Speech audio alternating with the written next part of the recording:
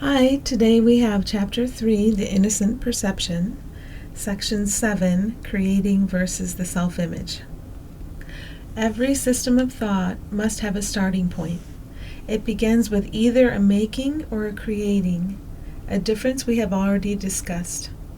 Their resemblance lies in their power as foundations. Their difference lies in what rests upon them.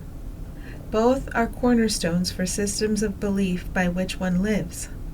It is a mistake to believe that a thought system based on lies is weak. Nothing made by a child of God is without power. It is essential to realize this, because otherwise you will be unable to escape from the prison you have made. So, at times I have said that nothing is as strong as strength, and the thoughts from spirit represent true strength. And the ego is nothing, the ego isn't real. And that's all true, but at the same time, to remember that I have made a very powerful illusion, because as a child of God, I am very powerful. And to voluntarily let the illusion go, recognize its nothingness, invite spirit to send me thought, drop the thoughts from ego. That's what I'm doing here. And so from this perspective, it doesn't hurt to recognize that the children of God are powerful, and they are capable of making, not creating, a powerful illusion. So while we haven't made anything real, we have used our power, the power of love, to make an illusion, to trick ourselves. Okay, you cannot resolve the authority problem by depreciating the power of your mind. To do so is to deceive yourself, and this will hurt you because you really understand the strength of the mind. You also realize that you cannot weaken it any more than you can weaken God. The devil is a frightening concept because he seems to be extremely powerful and extremely active. He is perceived as a force in combat with God, battling him for possession of his creations. The devil deceives by lies and builds kingdoms in which everything is in direct opposition to God, yet he attracts men rather than repels them, and they are willing to, quote, sell him their souls in return for gifts of no real worth. This makes absolutely no sense. So I set the devil up. I made it, fear thought, and I buy what the devil is selling in that sense. To me, it's very uncomfortable to even speak the word devil or to use it in those terms, but it is helpful to look at it from that perspective of what the culture has said about devil, and to understand it simply takes the thought of forms that I believe, and then those forms take thoughts that I believe, and then those thoughts take form.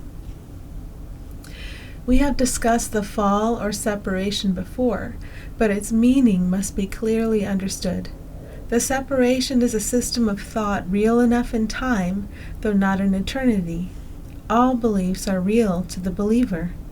The fruit of only one tree was forbidden in the symbolic garden, but God could not have forbidden it, or it could not have been eaten.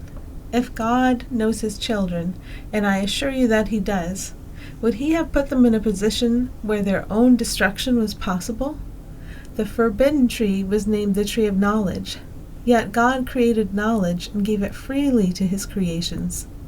The symbolism here has been given many interpretations, but you may be sure that any interpretation that sees either God or his creations as capable of destroying their own purpose is an error.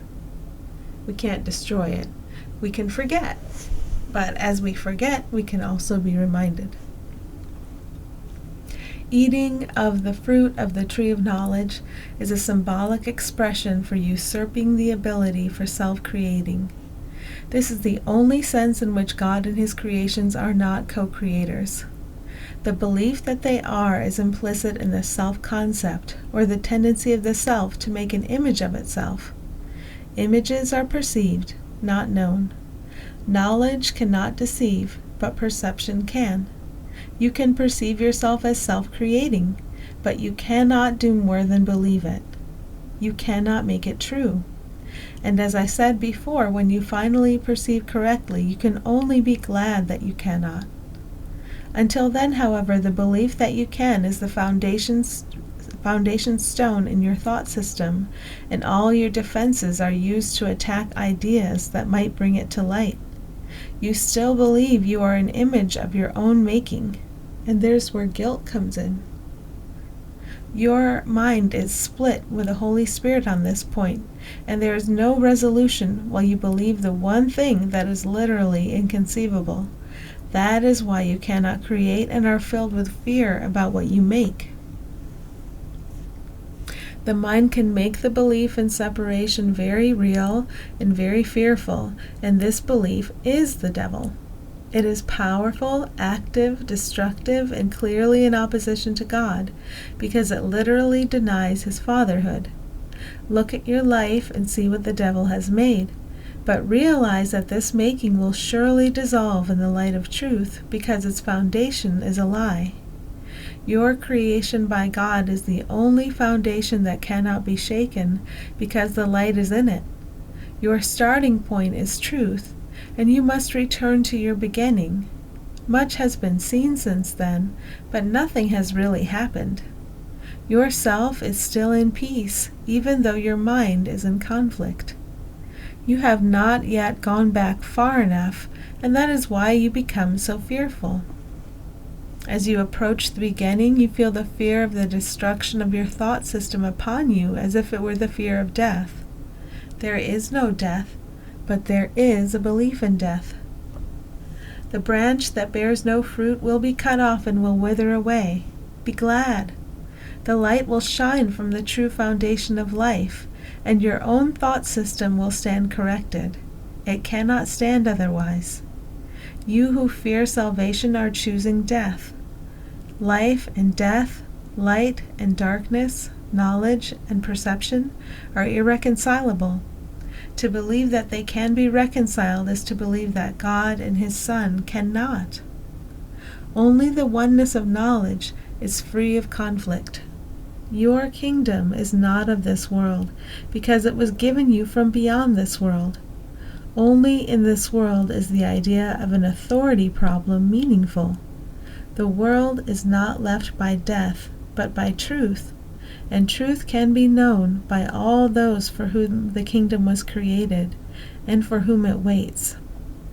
I'm going to repeat that a couple times to let it soak in. The world is not left by death, but by truth, and truth can be known by all those for whom the kingdom was created, and for whom it waits. And one last time. The world is not left by death, but by truth, and truth can be known by all those for whom the kingdom was created, and for whom it waits. Well, that's encouraging. And that was the end of chapter 3. Thank you.